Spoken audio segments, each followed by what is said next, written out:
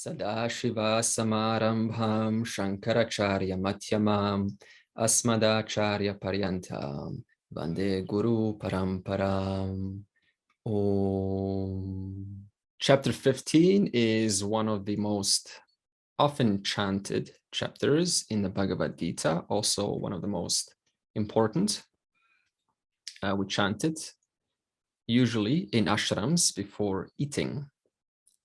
And the reason for chapter 15 being chanted and not any other chapter is because chapter 15 is considered a shastra of itself, which means that the essence of all chapters are in one way or the other surmised within chapter 15. And for this reason, thus we are going through an extensive study of chapter 15, because if there's one chapter to memorize, or a chapter that comes to your mind, it is chapter 15. So far, chapter 15 has been spoken in part 1, which consisted of verse 1 and 2. And this was for the sake of helping us recognize a relationship, a proper relationship. What is a proper relationship with samsara? In order to have a proper relationship, you first have to know what is it that you're having a relationship with. Therefore, part 1 was the nature of samsara. And therefore, we brought out what is this world made of? How does this world cause the individual to get entangled or enmeshed within the scope of their activities that are seemingly meaningful to their life? One life after the other, we get born as an individual, and therefore we make the life by the virtue of our surroundings meaningful, and thus we get enmeshed in those things. Until one day someone brings up the message of the Bhagavad Gita, they say, what is the Bhagavad Gita about? And then you say, well, it is about bringing out what is the nature of this world and how this world causes us to get entangled. I think you should come. And then the person says, no, thanks, I'm already entangled. Maybe I'll find the Gita next life. So therefore, one life after the other, we get a chance to pursue this knowledge once again. Having seen the nature in part 1, that is verse 1 and 2, and first half of verse 3, it further on extends into part 2. Now you have the solution. You cannot just say, what's the problem? Or here's the problem, samsara, goodbye. You have to provide the solution. And solution comes how? In a form of 4 sadhanas. The first one is having developed or starting to question the nature of things in which you are participating with, called viveka, discrimination. This is the prerogative of a human mind, whereby it is used to question, what is my environment about? How is this environment connected to me and everyone else? What's the nature of human beings? What makes us stick? What makes us go around? Why are we the way that we are? Where are we going? What's the purpose of this? How did existence come about? What came before creation? What's going to happen after creation? What's going to happen after I die? Where was I before I was born? All of these questions become now a natural narrative of the person with viveka. And how is viveka developed? By living, by experiencing, by having something in your life that ensues or requires responsibility. Usually you will recognize that those who have some responsibilities in life, like a business owner or a doctor or a mother or a father, those people usually will exercise viveka in a greater proportion than those who are single and still in their fun years. In that case, it is still in that autopilot mode. So therefore, viveka naturally comes. Once viveka comes, then what happens naturally afterwards? It's not like you say, I want now to have this passion towards the world. No, this passion is an effect of the cause, which is viveka. Therefore, this passion comes next. And as this passion in Sanskrit is called vairagyam. Vairagyam, as I said, has got nothing to do with distancing oneself away. It just means now I'm starting to narrow down my options towards those things that are truly meaningful, pertinent to what you find really important in respect to the knowledge of the world, knowledge of existence, knowledge of the larger picture, which came through your viveka. So therefore, viveka comes, you start to narrow down your options. And as you start to narrow down your options, that is called simplicity of life, then that is called dispassion. Therefore, I'm no longer interested in so many things, but only a few things, owing to the person's own viveka. So again, dispassion then follows into the second sadhana, which was, if you remember or may not remember, hopefully you do, which is bhakti. Bhakti is devotion. So this is whereby the person will now bring something that is religious or godly or heavenly or divinely into their life. Something that reminds them of a greater existence than this world. Something that causes them to engage in rituals, or something that makes them do some pujas or some meditations or some sadhana. It doesn't really matter. They all come in different shapes and sizes and forms because every personality is different. But either way, the person now makes God a priority in their life, because the person, through their viveka, which came earlier on, recognizes that it is so easy to get enmeshed and entangled. For that reason, I'm going to make my life a priority of pursuit of the truth. And the only way to do that is how? By reminding yourself, surrounding yourself, because we already said in the past session that your environment determines the kind of thoughts you have. Therefore, the person surrounds himself in an environment that implies religion, that implies spirituality. And then the third sadhana, which was sadgunaha, which means good qualities. So how do these good qualities come? Some of them we learn from our friends, from our family, but most of them we do not learn. In fact, those that we do learn, we still mistake them and we think they are something which they are not. For example, we say, always listen to your parents, always listen to your elders. It's a common thing in India. But suppose the elder doesn't have the full knowledge of the big picture, and you being a younger gentleman or a gentle lady, you just say, okay, I'm going to follow whatever you say because you are older. So this means it is not so black or white as we think it is. It is dynamic. So there's always that gray in between that we have to be sensitive about. And that is why we talked all of these subtle topics about good values in chapter, you may remember, 13, okay, the 20 values. And we have to cultivate these healthy values. They are, as you can imagine, like a carpet upon which you can walk on. There are 20, maybe carpet made out of 20 different materials or 20 different colors. And you walk on this carpet wherever you go. And this carpet, what is the use of this carpet of good values? It is so that you can purify your mind. What happens if I don't purify my mind? As we talked about last session, the whole big picture, then I'm going to interpret that big picture in the light of what I think it is. For example, the Gita, Krishna uses the word I, aham, very sporadically, and uses it rather, a lot of it, uses aham, aham, aham, I. Now, suppose the person comes with the belief that Krishna is Ekarupa Ishwaraha, some Ishwara up there. And Krishna says, aham, aham, aham, I. What is the person who already believes that going to think? He or she is going to think that every time Krishna says aham, they're going to say aha. So the person in heaven is saying aham, I. Whereas someone else comes with, for example, they understand that all that is here is Ishwara in different names and forms. They're going to say aneka rupa. So when Krishna says aham, they're going to say aha. So the Lord of the universe is speaking. Aneka rupa Ishwara. Now it's the Vishwarupa, all forms. Whereas Advaitin, when Krishna says aham, is going to understand this aham that Krishna is referring to is not different from the aham when this individual says that. The I is the same as the Krishna's I, one and the same. And therefore the teacher, and this is why the tradition is so important, has to bring out what certain context is this I referring to. Is it referring to Ekarupa, one form somewhere? Is it Anekarupa, many forms? Or is it referring to Advaita Bhakti? In other words, Nirguna Arupa, in other words, without form, attributeless, Nirgunam Brahman, Satyam Jnanam Anantam Brahma, as we spoke about last week. And thus the teacher of the tradition has to bring this out.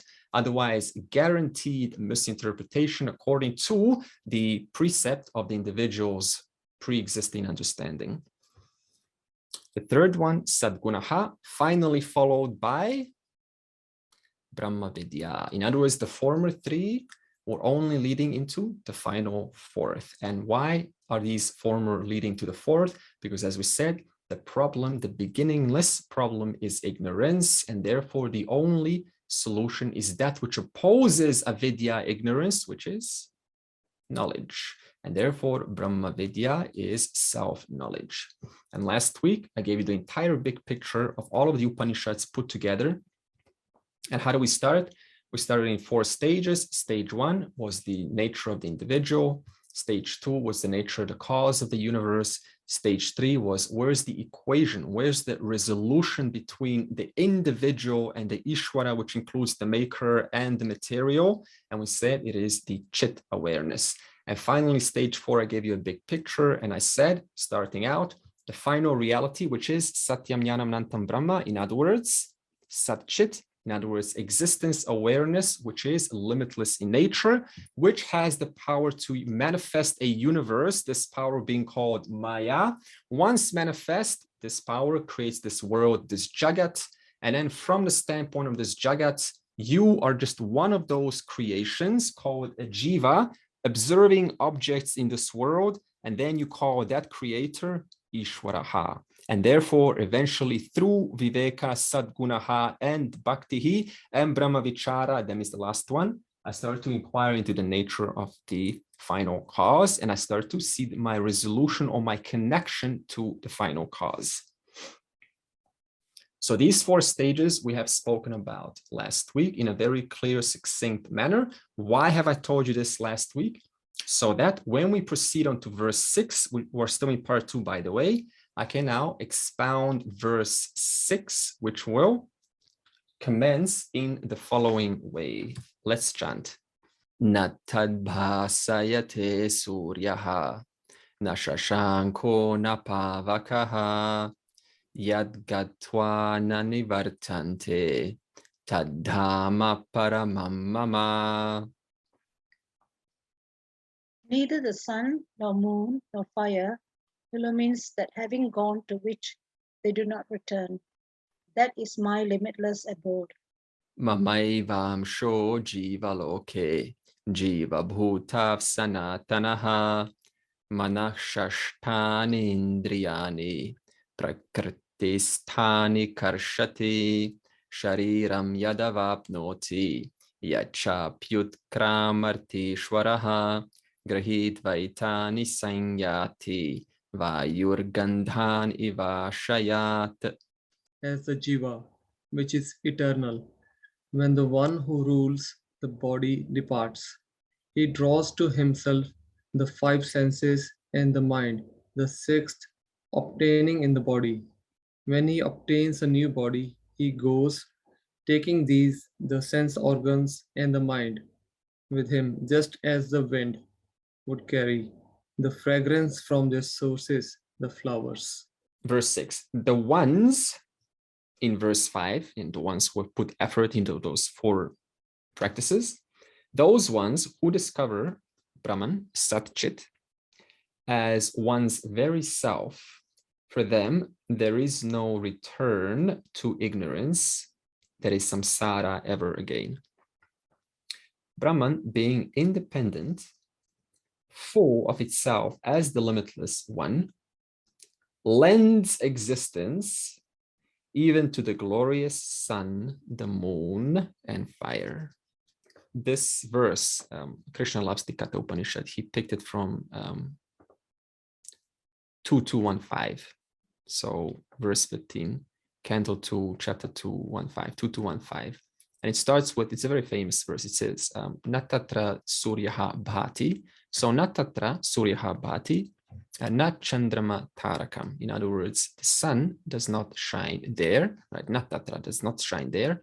Neither does the Chandrama Tarakam, nor does the moon Tarakam, nor do the stars, and then so on. And so you can see the connection between the Bhagavad Gita and Upanishads. So it's not like the Bhagavad Gita is a new text. There's actually not a single thing that Krishna is telling of its own. Krishna, in every verse, is borrowing from various Upanishads. And if you cannot find it directly in the Upanishads, then Krishna is slightly putting a different way of saying it, but it's still from the Upanishads. Krishna wants to help us understand this final reality, which is Satchit, which I spoke about last week. And he is going to compare Brahman to light. So, for example, if you look at light in your room, I mean, you don't have to look at the light. It's only because of the light that you can look, more likely. So he's going to help us understand what Brahman is, the final reality. He's going to equate it to the light. And why is that so? Because in the presence of light, your words become known. In fact, I was reading this, and hopefully you were reading too. I was only reading it because why? Because the light is shining.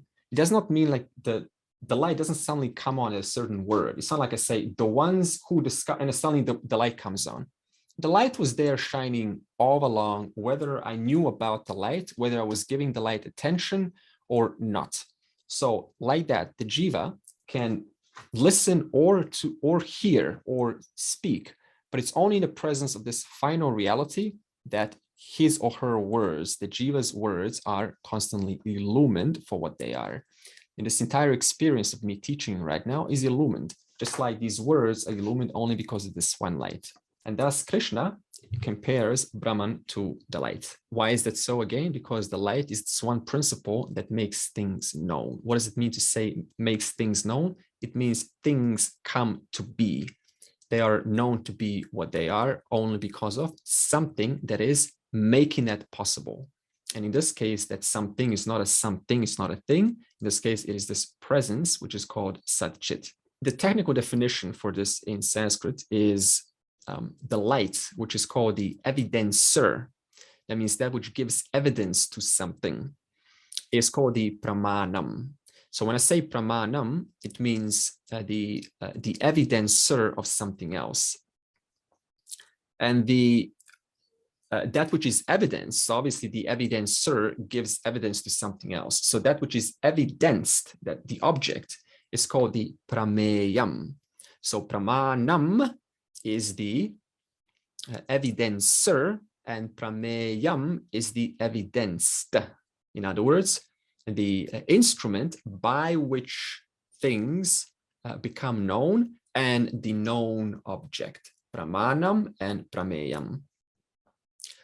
Now, what Krishna says in this case is, for example, your ear right now, you're listening to this, and I know you're listening because you're not logging off. That means obviously the words are being registered. So your ear is the, which one? Is it pramanam or is it the prameyam? It gives evidence to these words. Therefore, your ear is the pramanam, because it is the evidencer of my words, which are the prameyam. Therefore, the ear is the pramana.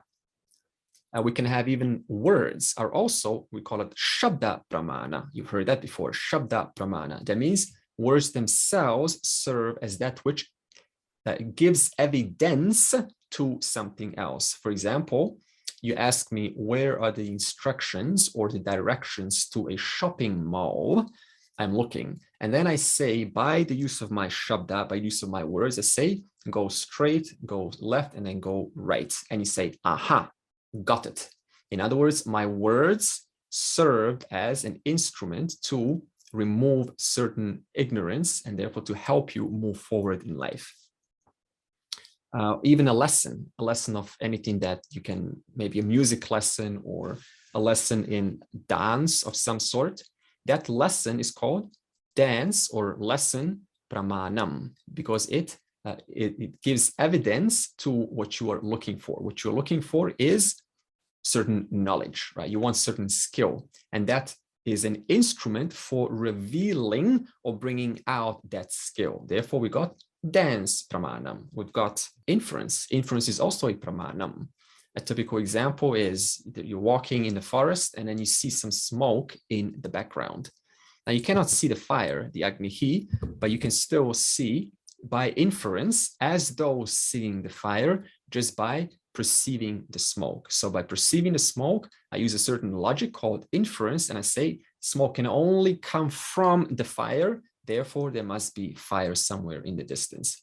So therefore, even inference is a pramanam because it gives evidence to the some kind of information, in this case, which I cannot directly perceive, but it still has provided that information indirectly. When Krishna uses the word pramana here, or the evidencer, what he's referring to is your sense organs. So sense organs, in one short summary, are the evidencers for this world.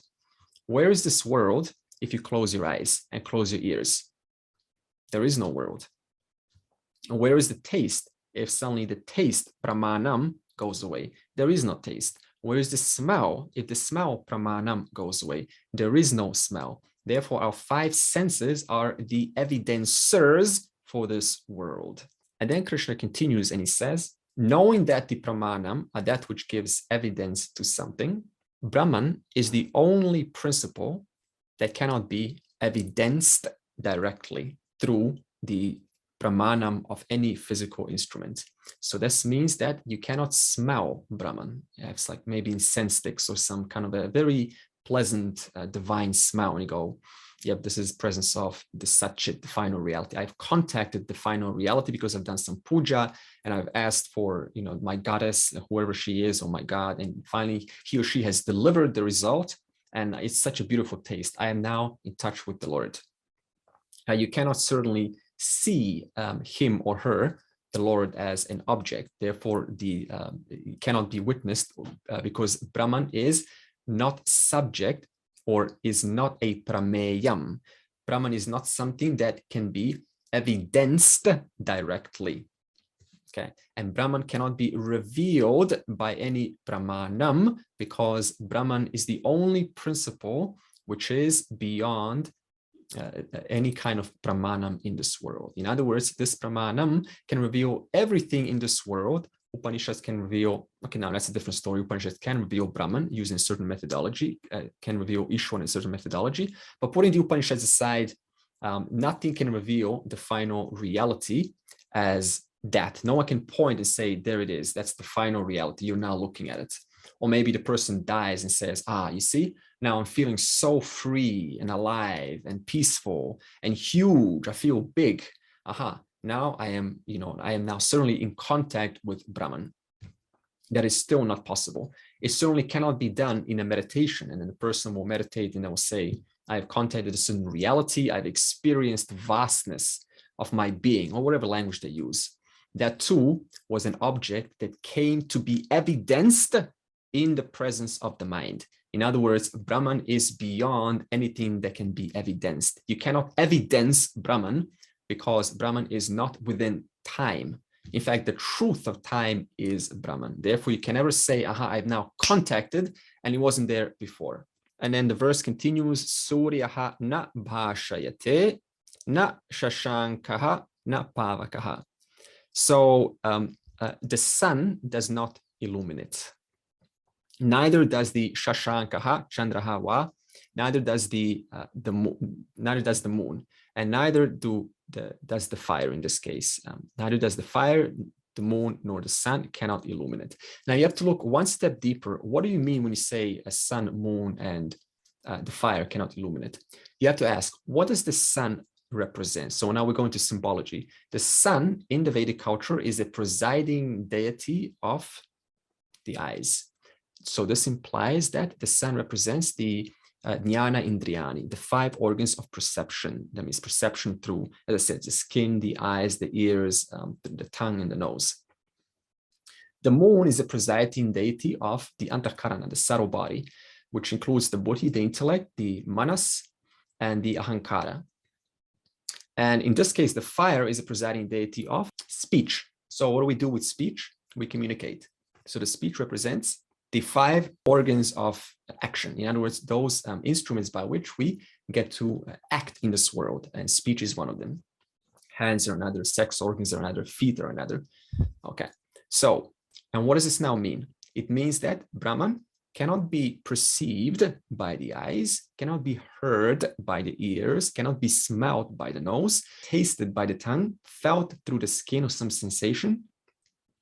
Brahman cannot be conceived of as a thought, cannot be memorized as some memory, cannot be recalled as some thought, cannot be felt as some huge, beautiful, out of this world emotion, nor can Brahman be objectified in any way whatsoever.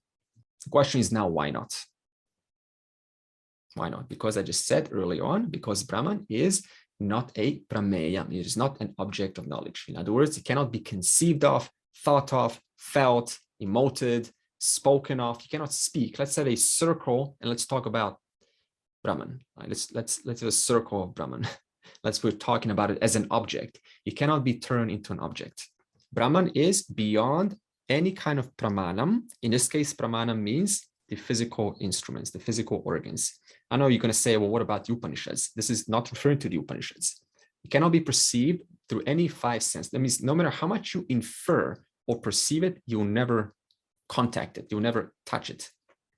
Nor can it be known as a distinct, individual, time-bound object with attributes. So anything that is within time, it always comes with attributes. We already know that. It comes in some flavor or some kind of a perceptible flavor. So, okay, but the reflection of Brahman or bliss in the mind can be objectified by the mind. Am I correct? Paroksha jnanam only. Call it preliminary understanding. Yes, it can be objectified, but that is called preliminary understanding. It's called paroksha jnanam. Once understood, the person lets that go, and that's called aparoksha jnanam. That means the understanding doesn't need to be objectified. Right now, you know how to drive a car, but you don't need to objectify. Oh, I know how to drive it. You don't even talk about the fact that you understood how to drive a car. It is there all the time, whether you go to sleep, whether one's sick, whether one's miserable, whether one's happy. That knowledge has taken place permanently. And therefore, same thing here. But initially, when we were driving and reading the book, and we had to objectify what does it mean to drive a car and to follow the rules and so on. That's called paroksha jnana. That means I think I'm a good driver, but I'm not really, because I'm only theoretically, I've understood the rules. But actually, when you get onto the road, then you really see how good of a driver you are, right? Now, good is also a relative word, but you get the idea. Has that answered the question? So objectively, initially, yes, it can be objectified as knowledge, but then later on, we say that you cannot hold that in your mind as knowledge because that is not Brahman.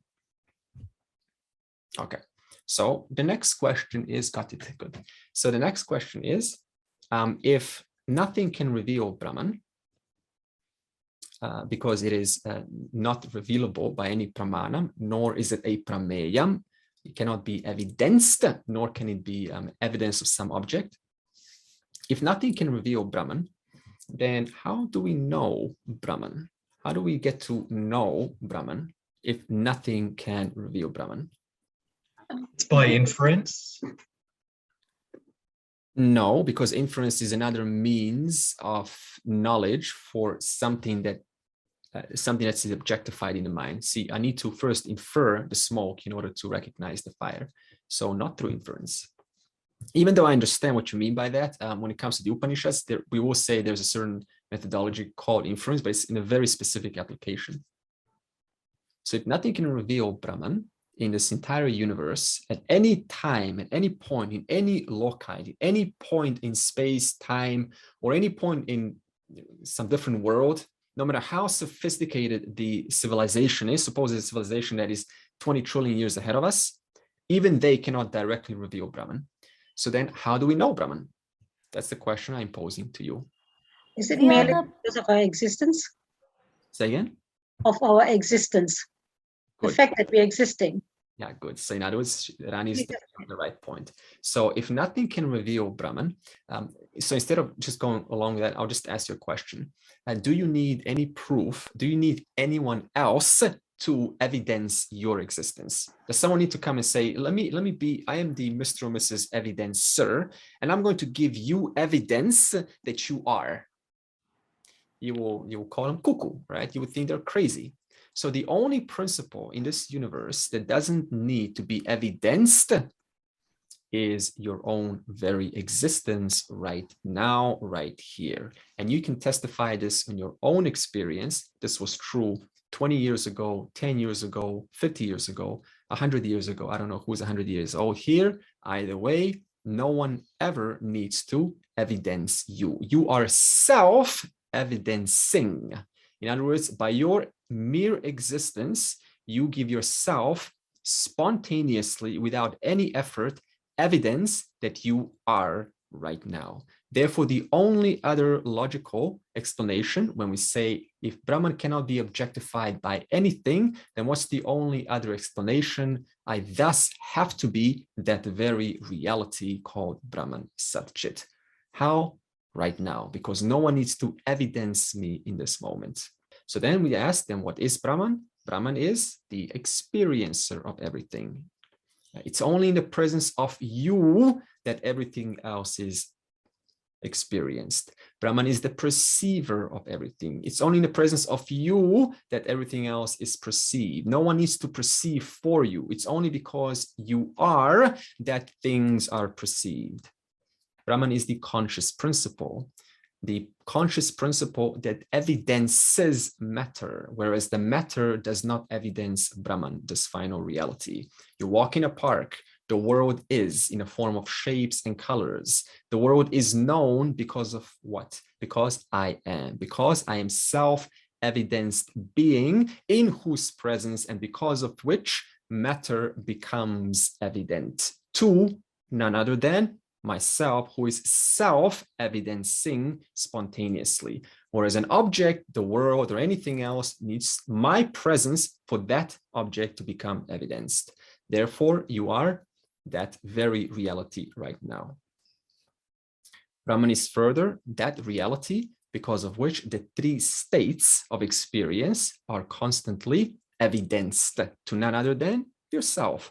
We all can equally relate here that we are all experiencing the waking state right now. We can all equally relate whether you remember your dreams or not. If you don't, I'm sorry to say you should, but that depends on your mind, of course. If you do not remember your dreams or do, it doesn't really matter. Dream too is evidenced by none other than myself, I, which is why when we wake up, we say, let me share you my dream, because I, the presence called Brahman, was very much there, evidencing the dream in whose presence, in my presence, none other than this dream was appearing. And then if you relate to deep sleep or not, it doesn't really matter. And I'm saying this because I know the older the person gets, the less they relate to this called darkness of deep sleep. But you ask a child, and I would love you to ask a child if you know one, and you ask them, what is deep sleep like? And it will be very clear and very much more clear on what is deep sleep compared to someone that's much older. So even these three states are evidenced in none other than my own presence right now.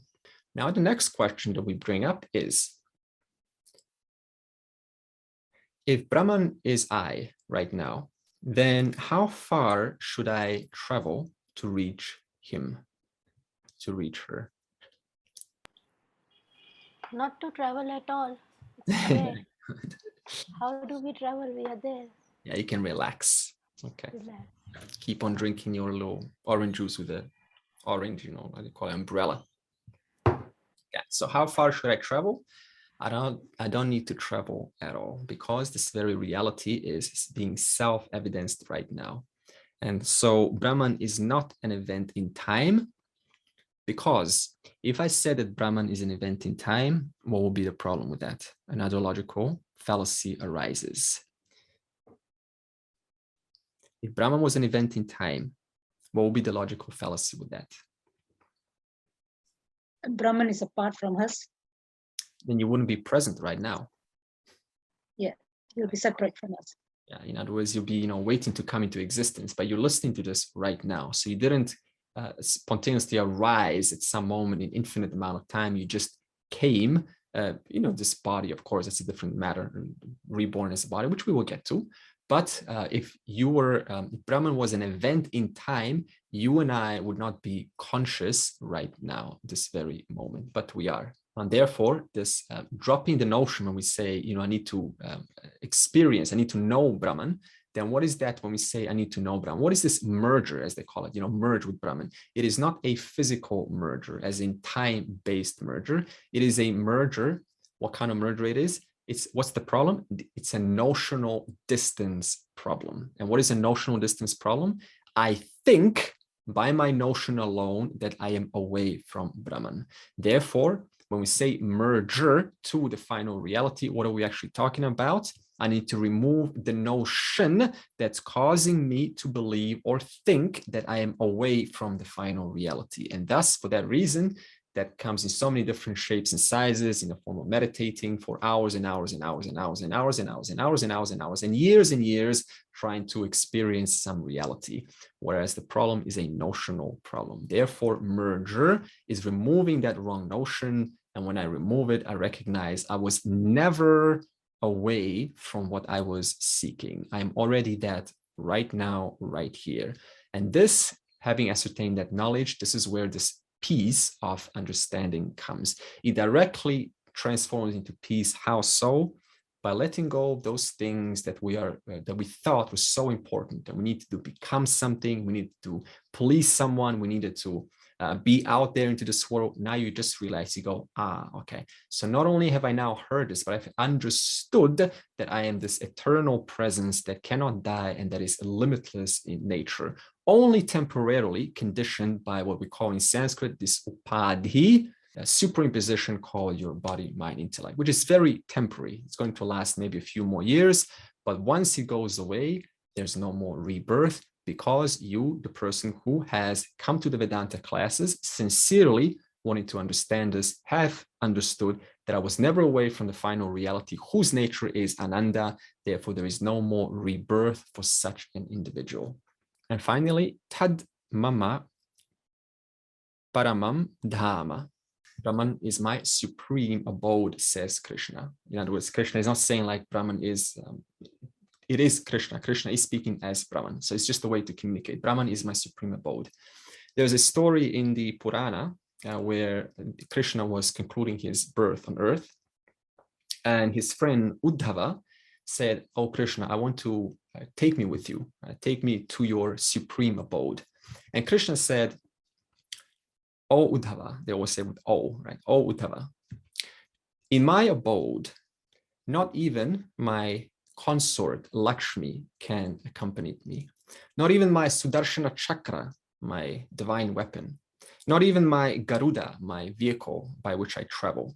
None of them can accompany me, because in that place alone, I reside as myself, limitless in nature. Therefore, nothing can come there, because I'm already that which wants to accompany me. Therefore, why should I take something with me if I already know that I am not different from that? So nothing can accompany me in my limitless abode, which I am." And that's Krishna is saying to his friend Uddhava. So we have concluded part 1 and 2. Now, part 3 says Brahman is in the form of Jiva. So this will be verse 7 to 11. So let's talk about Jiva's death and rebirth. Suppose that the reality has not been ascertained. What happens to those who have not listened to this, who have not understood this? What happens to that individual? Let's see. The Supreme expresses oneself through the Jiva, who is eternal. On death, the Jiva withdraws the 5 sense organs and mind away from the gross body. Thereafter travels to inhibit another according to quality of previous life. Structure. Part 1, verse 1 and 2 was the nature of samsara. Part 2 was the 4 antidotes to samsara, to shaking up. And now part 3, which is Brahman is in the form of Jiva. When I say Brahman, talking about the final reality as expounded in the last session. We said the final reality is Satchit. So whenever I say Brahman, what comes to your mind? Satchit or Satyam Jnanam Anantam Brahma. Now that is the in the form of this Jiva. So we have to now talk, what is the Jiva? And let's get into that. Okay. And also this verse is actually the whole part 3 and part 4, which will say that Brahma is in the form of the world also, is beautifully expounded in chapter 4, verse 24. You already know this when you chant before you eat. Brahmarpanam, Brahmahavihi, Brahmagno, Brahmanahutam, Brahmevatena, Gantavyam, Brahmakarma, Samadhina. In other words, not only is that person who has offered me this food, Brahman, but so is the actual offering, Brahman, and so is the digestive fire, Brahman, and so is the consumer of this food, Brahman. Therefore, whichever way I look at it, the food, the offerer, the one that's going to digest it, the digestive fire, all of it is this one reality. And therefore, part 3 and part 4, Brahman is in the form of the Jiva, is in the form of the food, the plate, and so on, will now be expounded in the following sections. Okay, now to convey this, Krishna is going to divide reality into subject, object. In other words, sentient beings and insentient elements, like the periodic table of elements, for example. And he's going to call it the conscious experiencer and the experience. So the conscious experiencer, which is the subject, and the experienced, which is the inert objects that we study through our 5 senses. Okay. And so Krishna then says that these two, if you put these two together, we call this Jagat. Okay, so when I say Jagat, the world, I said last session, time, space, and objects. But when I say objects, that object is further split into experiencer and experienced. So when we say experiencer and experienced, that is the Jagat. Who's experiencing the Jagat? The Jiva. Now, what is part 3 about? Brahman is in a form of Jiva. So this section is going to deal with this side. When we come to part 4, Brahman is in a form of Jagat, is going to deal with this side. So line 1, Jiva. Mama eva amshaha jiva loke jiva bhutaha sanatanaha. Okay. So this word sanatanaha means eternal. Now, instant confusion. We'll probably see why now. So in other words, part of myself. So Krishna speaking as Brahman in chapter 15. Krishna is not speaking as Ishvara. He's speaking as Brahman, as the final Sat-Chit in chapter 15. He says, part of myself, not like different, but part of myself is in a form of the Sanatana Jivaha, the eternal Jiva. New word comes to in our presence, eternal Jiva. So we have to clarify, what does eternal Jiva mean? First of all, let's backtrack. Someone's going to now bring an objection. How can a Jiva be eternal? Okay, Robert's already laughing, I know this. Okay, how can Jiva be eternal if moksha destroys the notion of Jivahood? So we have to rephrase this and say, Jiva has the capacity to go on eternally until discovers the truth about oneself, being not different from Sat-Chit. Does that make sense now? First of all. So Jiva has the capacity to go on life after life eternally until the knowledge comes into their life. And then they finally discover, oh, I'm something other than what I thought I was. So 2 definitions, my apologies. I need to leave. Okay, blessings to Maya. Go for it. Okay. So 2 definitions of eternal Jiva in the Upanishads. The first is from the standpoint of macrocosm.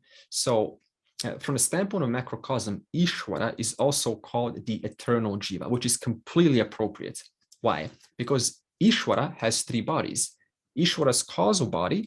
Now, when I bring the word Ishvara, you know what that means, right? Because we spoke about this last week. Okay, someone wants to revise for me, what is Ishvara quickly? Maya manifesting as universe. Good enough. Maker and the material. Good enough. Okay, so Ishvara is also the eternal Jiva. Why? Because Ishvara has 3 bodies. The causal body, what's causal body of Ishvara called? Maya. That means from that body comes the things that are yet to manifest right now. Ishvara's subtle body, that means the collection of all subtle bodies, including your and mine too, is called Hiranyagarbha. So all subtle bodies like Lorena's mind and Catherine's mind and Sunita's mind and Rani's and Dave's mind, all of these minds put together, we call that one big putting together, Hiranyagarbha. So Ishvara's subtle body is Hiranyagarbha, and Ishvara's physical body is called Virat. Virat, V-I-R-A-T. That's a long A.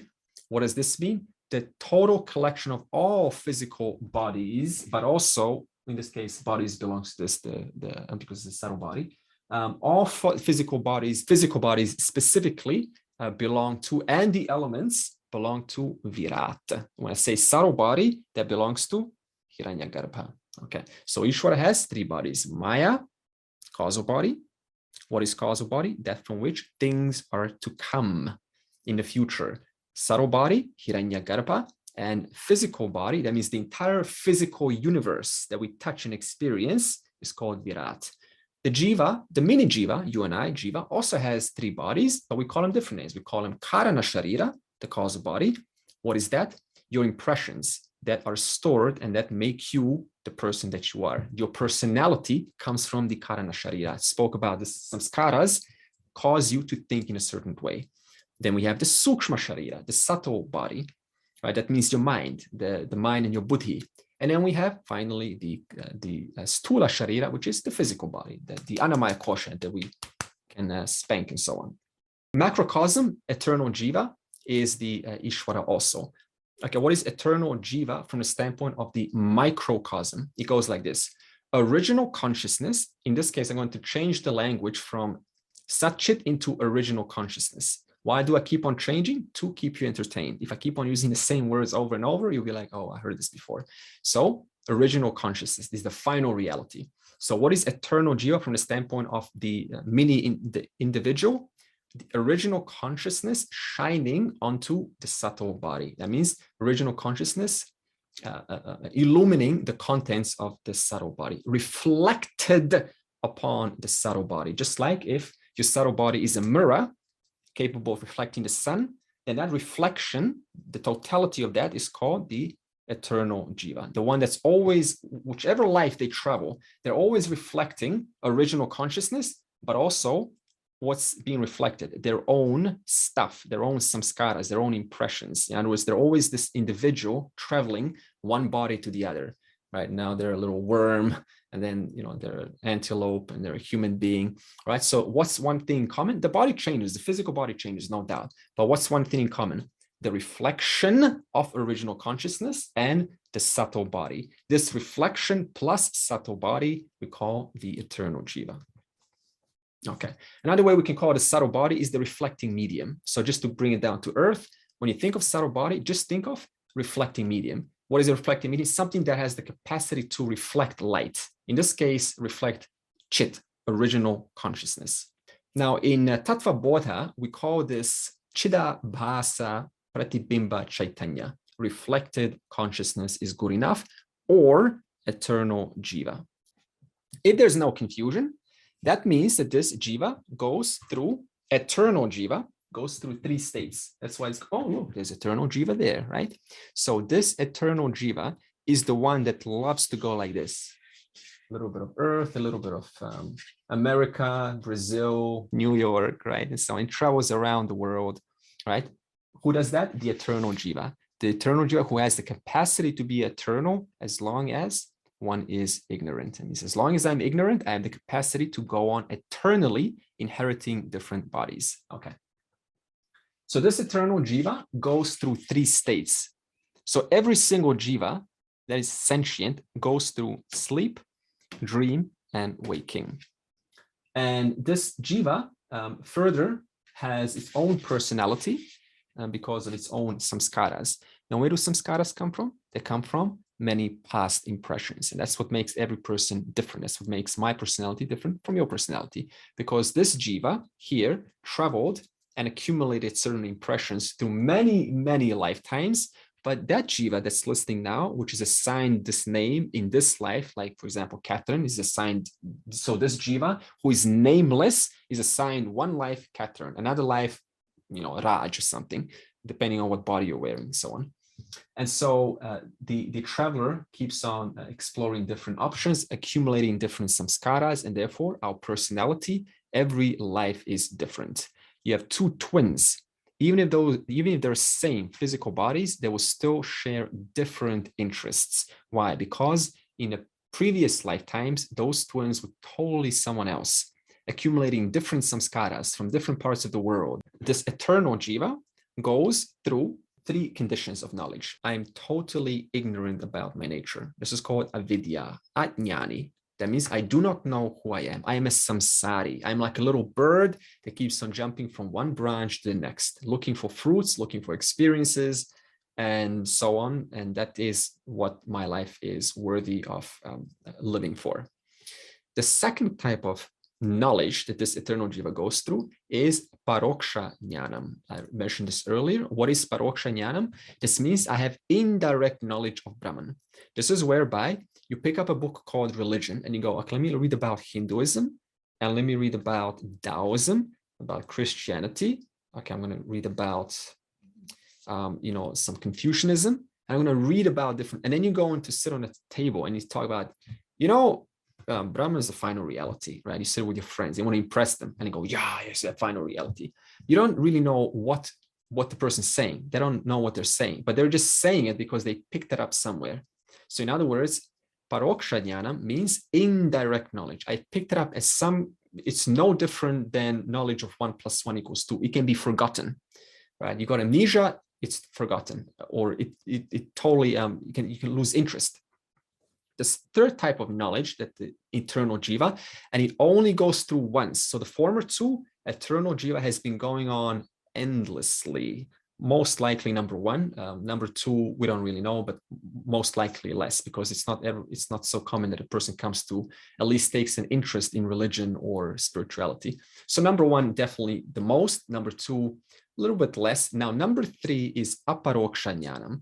This is whereby the Jiva in one life, the Jiva who has the capacity to go on eternally, has come finally, owing to Ishvara Anugraha, Ishvara's grace, come to the Guru, the methodology, the Sampradaya, the tradition, and has ascertained that knowledge successfully.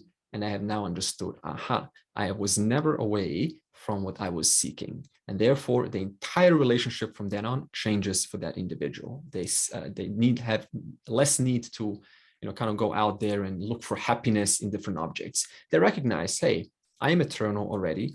Whatever happiness or non-happiness is experienced, it's only incidental on the basis of this body, on the basis of the aging body, the environment and so on. That's going to go on till the last breath, but it doesn't touch self. It doesn't touch me, whose nature is not different from the final reality. Okay, someone like to revise for me? What are the three types of knowledges that the eternal Jiva goes through? Avidya, then Paroksha Jnanam, and third one is Aproksha Jnanam. To give you a little bit of reflection on the last one, which is Aparoksha Jnanam. Just imagine, for example, that a bucket of water is lying down on the sun, right? Now you have two buckets, right? One of them is dirty, has dirty water, and the other one has clean water. Now the dirty water bucket, suppose, goes through experience. Suppose it's a person, just imaginary, and it's a person.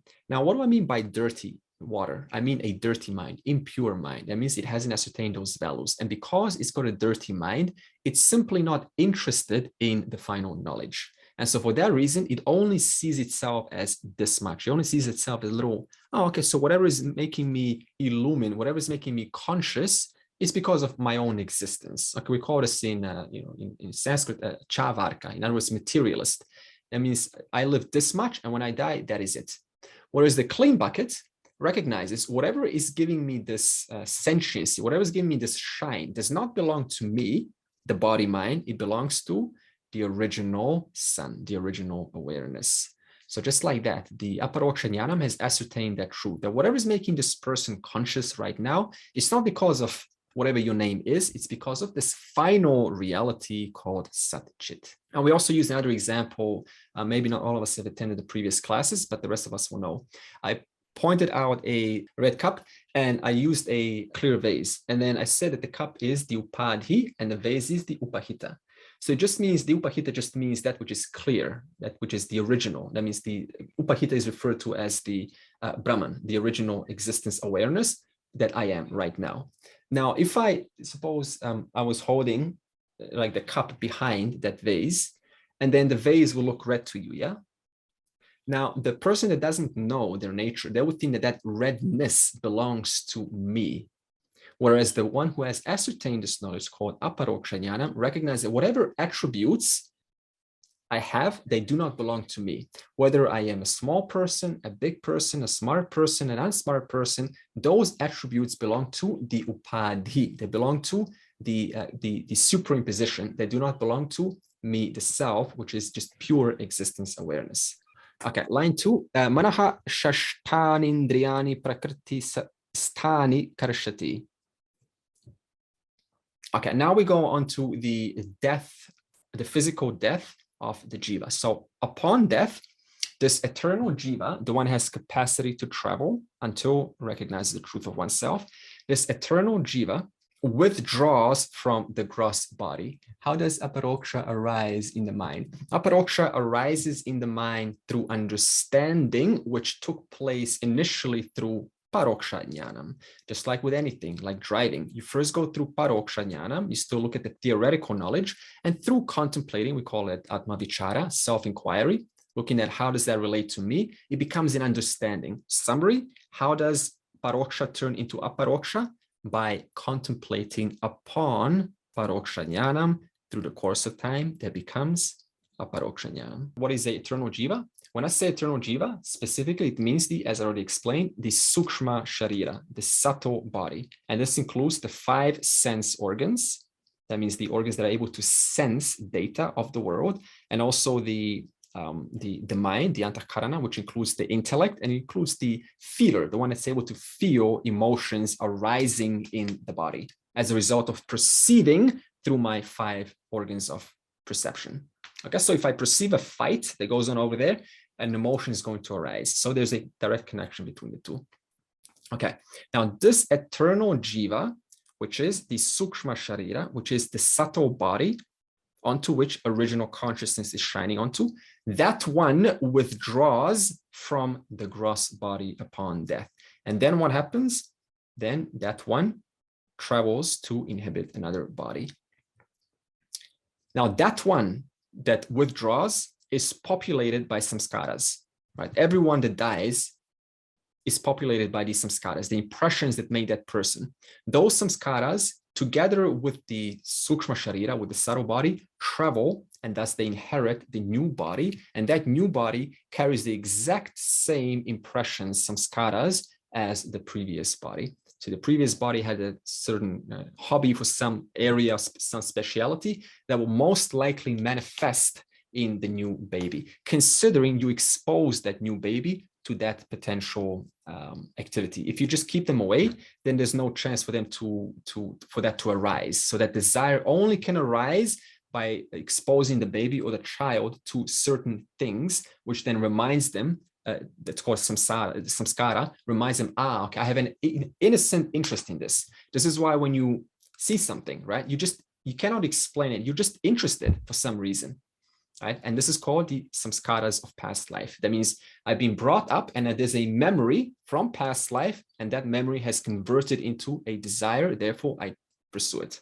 Before there's a birth, we call it the sanchita karma. That means all of the punya papam, all of the merits and demerits that the individual, that the eternal Jiva has accumulated by doing good things and making mistakes, silly mistakes, all of that, those accumulations are collecting to what's called sanchita karma. A portion of that is assigned called prarabdha karma. That prarabdha karma will keep that new eternal Jiva inheriting a physical body alive for as long or until that prarabdha karma exhausts itself. So now you ask the question, what determines how long an individual lives? What determines how long an individual lives? The answer is the prarabdha karma, the amount of things that they have to resolve or work out in this life on the basis of their past actions, that much or that long they will live. Now, of course, objection is going to come up. Okay, then what about health issues? What if someone smokes? And what if someone gets into a car accident? So what we're saying is the following. Prarabdha karma determines how long you, the physical body, will live, right? The eternal Jiva will inherit the physical body. However, on top of that, there are further complications. There is the lifestyle, there's the air quality, there is how much anxiety and stress I'm exposed to. So all of this adds onto, sometimes extends that, makes that closer to that exact range of years, or it actually shortens it down. But it doesn't matter if it gets shortened down because it becomes what's called agami karma. Agami karma just means things that haven't been worked out in this life, and they spill into sanchita, and then a portion of that gets taken into the next life. Now, when the Jiva, eternal Jiva, while inheriting a physical body, is going to experience what's called Punya Papam. What are Punya Papams? Just for simple context, everything that is pleasant, that's happening pleasant in your life today, or in this life, all of that was a result of some deeds that this Jiva was doing at the previous lifetime. Whatever that was done, whatever errors or transgressions were conducted in the previous incarnation, in previous life, all of that will now manifest in this life as what we call papam. In other words, punyam, all of the virtuous things that are pleasant, and papam are all of the things that hinder you or hold you back. Suppose you have some problems with maybe memorizing, or you just find yourself not that motivated. Part of that is because of what we call papam. Part of that is also because of how we've grown up. Part of that is also because of school. Part of that is also because of how much effort you're putting into your own work. So therefore, you cannot attribute, just say, okay, my life is a direct correlation of past life papam. It doesn't work like that, because it's always past life samskaras mixed in with this life's impressions and this life's learning also. So it's not black or white. It's always a mixture of both. Okay, and therefore this punya papam becomes your rent for the next life. So what is your rent? How are you paying your rent being alive in a new physical body? Punya papa. In other words, hey, you're not going to get away from me so fast. When I put you in this body, you will now pay your rent. You will pay your currency. And how will you do that? Through coins called punyam papam. Sometimes I will enjoy myself. Sometimes I will go through terrible things. That is also a reflection of my rent. So therefore, this rent then furthermore determines the quality of life that you live today. And also furthermore, the quality of life that you're living right now will dictate the rent for the next life Jiva. For the next life Jiva is having a blast. Everything's so easy. They're born in a religious family. They expose into the right guru right from year 5. They go to Gurukulam. They learn Sanskrit from early years. Can't get more perfect. That is because you're paying a good rent. Why are you paying a good rent? Because of all of the actions and the hard work and labor and sweat that you're putting in this life. So the good news is there is no such thing as wasted effort. Said to Arjuna, those who come to the Gita classes, he didn't say Gita classes, but he said those who read the Gita, those who study the Gita, they experience a lot of punyam next life. So the good news is, considering the fact that you're attending regularly and you're interested in the Gita, that alone is going to put you in a very good, the Jiva, the eternal Jiva, the traveler, considering that there is a rebirth next life, hopefully not, having ascertained this knowledge, will experience lots of punyam owing to the involvement of the Bhagavad Gita. So that's the good news. Okay, now the objection that someone's going to bring up is, how long before the Jiva inherits a new body? I will bring this up very soon. But you have to think different time, space dimensions. You cannot now say that it's going to be exactly 1 year, because Jivas, time and space, the one without a physical body is different time, space dimension than with the physical body. When you said that if you are hearing Bhagavad Gita, you have done lot of punyam. Now I wonder that why not when you are reading Quran, or why not when you are reading Bible? Why only Bhagavad Gita? Only our Hindus are supposed to be, or people who have read Bhagavad Gita are supposed to have punyam. Why not other religious textbooks? So you have to bring into context, what is the Bhagavad Gita? A Dharma Shastra, otherwise called a Yoga Shastra, how to conduct your life properly, and also a Moksha Shastra, how to discover my truth with everything. Now, the Quran, considering it is a Yoga Shastra, how to live one's life properly, what kind of impressions did that generate? Positive impressions, positive samskaras. In that context, those positive samskaras will have a punyam for such a person. So when you're talking about a Bhagavad Gita or the Quran or the Bible, it is the same concept, considering the person is taking the values and incorporating them into their life seriously.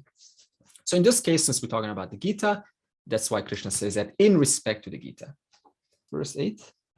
When the gross body is dropped, the Jiva sustains its 5 sense organs and mind. They are carried over to a new gross body. Just as the wind carries the scent, the subtle of the flowers, gross, leaving the flowers behind. When this Jiva leaves the physical body, the Stula Sharira, it carries its subtle body with itself, because the Jiva is not different from the subtle body. So it's not like the Jiva carries subtle body. Subtle body and the jiva, I mean, one and the same thing. And that means it carries this 5 sense perception, the capacity to perceive the world. It carries the capacity to act in the world. So, by the way, pause. When I say karma indriyani and jnana indriyani, indriyanis are different from golakam. What is golakam? The physical eye. The physical chakshuhu is the golakam. When I say indriyani, the perception organs, that means there is a capacity to perceive the world when you add the physical eye. This is why if someone breaks their eye and you put a new eye, if that is possible, that person is going to resume seeing. In other words, the capacity to see was already there all along. So again, when I say 5 organs of perception, I'm talking about the capacity to perceive and not the actual skin, the physical skin and the physical nose and so on. Okay. So when eternal jiva leaves the body, it takes with it the subtle body, which includes the capacity to see, capacity to act in the world. That means the pancha indriyani, both the karma and the jnana, and the samskaras are also going to be taken along with it. That means the samskaras that were developed in this life, and they're going to dictate the kind of life that jiva lives in the next life. In other words, they're going to be guna-colored samskaras. So if the samskaras, as I said to someone, if they practice good habits, then those good habits will pass on to the next life in the form of samskaras. So again, that means that the jiva's current habits, current lifestyle, current decisions is going to have a direct correlation how much the jiva suffers or how much they go through a smooth ride next life. So again, this is very important because, see, moksha is not, humbly speaking, may not guarantee moksha. No one can guarantee moksha. That's up to you. So still be concerned about how to live this life, because it may, person may think, oh, I've got it, but maybe there's still maybe turning into some object of knowledge, even though the teacher kept on saying over and over and over again, it is not an object of knowledge, it is you right now. But suppose something went wrong, which I cannot even see how that's possible, and there is a rebirth. Then you go, okay, so, I can now enjoy myself because I paid attention to the teacher in last life. What happens when a person is just moments right before they're about to die? Now, yes, we do know that their ability to hear and see, so on, it starts to decrease. You just ask any old person, no disrespect when I say old, these capacities naturally start to wane away, right? We need glasses, then we need maybe some hearing aid, no disrespect to anyone. This is just normal. But right before death, these capacities start to pack away. And the order is from the gross to the subtlest. And this is why they will say that the person, the last thing they will be conscious of is the hearing, right before death. They will not see, they will not even taste or smell, because these are all gross. And we talked about the 5 elements and for example, the property of earth, when water is taste and smell. Now, these are first to disappear. This is why when you're sick, right, the first is to disappear, either smell or taste. But you can still clear, and sometimes even visuals, right? Visuals are kind of diluted, but you still hear very, very well, because hearing is a property of space. And therefore, same thing with death. The last property that disappears is hearing. After the person packs away, there's what we call the udana prana, the udana prana. Udana prana means that prana which, while alive, has been holding together the subtle body and the physical body. So right now, why are you as a jiva in the physical body? That is because of the udana prana. When the faculties of the body are no longer capable of hosting this indweller called the eternal jiva, then there is a severing process. And this severing is done how? It's done by what's called the udana prana. That means there's an ejection of the subtle body from the physical body, which is often seen in the movies and so on. There's the physical body detaches from the subtle body detaches from the physical body. That is because of this udana prana. So the last thing that happens before death, that the doctors cannot tell, that science cannot tell, that no one can show you, you need the Upanishads for this, is this udana prana has done its job twice. So the udana prana only does its job 2 times. One, to bind the subtle body to the physical body, and second, to unbind the physical body from the subtle body. So it only does its job twice. But also it does a job in between lives because it has to hold the subtle body and the physical body together. It's like a glue. So if you think of Udana Prana, think of it as a glue. Krishna gives a process, a metaphor of the death process. He compares the flower. So just imagine a flower, a physical flower, with the physical body. And the scent of the flower, maybe it's jasmine or something that smells really nice. The scent of the flower is compared to the subtle body. In other words, and what is the scent?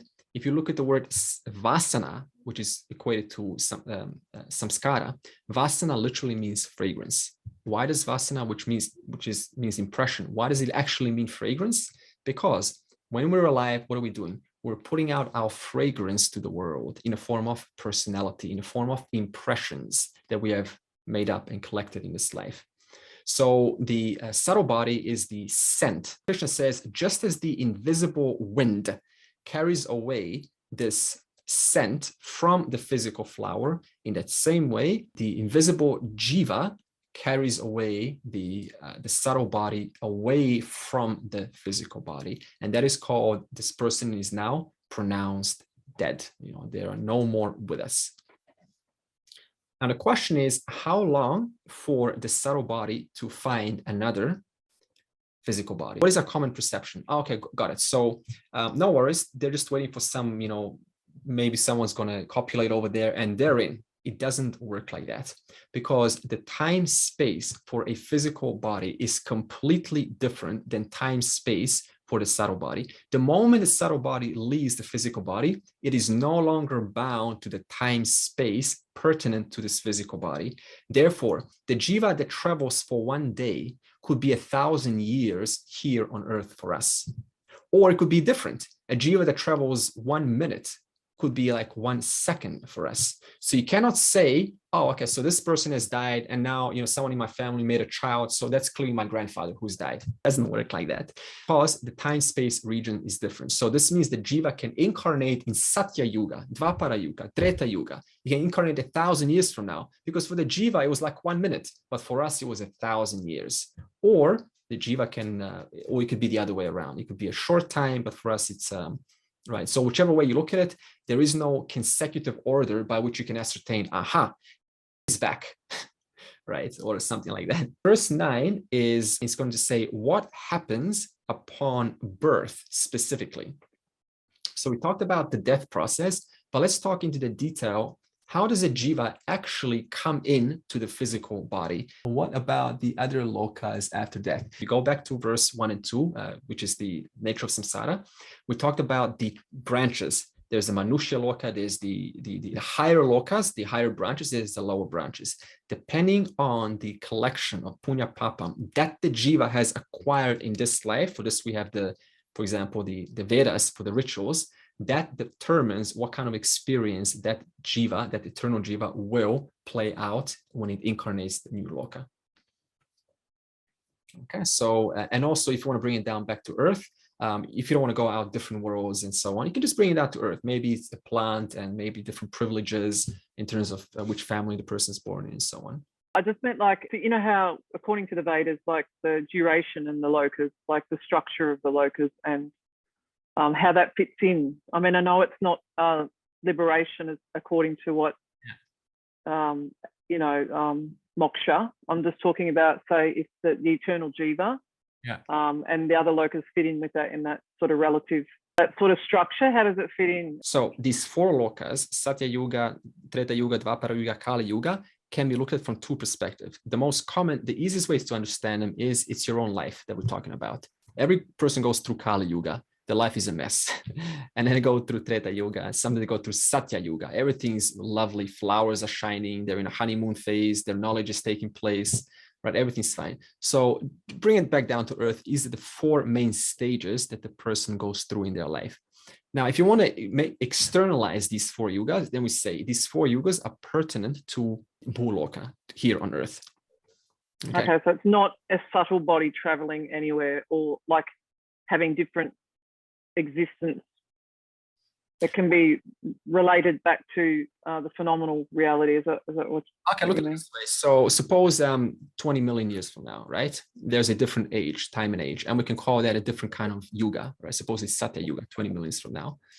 Jiva that died here today could actually incarnate 20 million years from now on into Satya. Because time's irrelevant. Is that what you mean? Time, it's not linear. Yeah. Now, you cannot say a criminal who died in this life is going to incarnate in Satya Yuga, right? So, yeah. in other words, the time that they incarnate also is going to be determined about the mixture of Punya and Papam, which they have accrued in this lifetime. Yeah. That potential's infinite. It could just pop up anywhere. That exactly. But it's always yeah. not just randomly. There's always a correlation in respect to that Punya Papam mixture. Okay. Thank you. When does Atma Vichara stage arise? Okay. When does Atma Vichara, so when does self-inquiry arise? It should be already arising right now. So just the fact that you're listening to the class, it means it has already arisen a long time ago. So what is Atma Vichara? It just means asking questions pertaining to your existentiality, pertaining to your existence and your relationship to the world and also God. You actually think about what I'm talking about, right? Even when I'm listening to the audios of my teachers, you know, as I just said to Ninu, you know, I actually observe people and I go, okay, here's how this intelligence is expressing through the mind, and the mind is being blessing the body, and the body is now acting out according to the samskaras, which belong to the mind. And this jiva is now blessed by this original consciousness. So it gives you direct context what you are looking at, right? Not just go, okay, yeah, nice, and then stop. It doesn't work like that. You have to think about it actively. Sarve bhavantu sukhinaha, sarve santu niramayaha, sarve bhadrani pashyantu, ma kaschid dukha bhag bhavet. Om Shanti, Shanti, Shanti.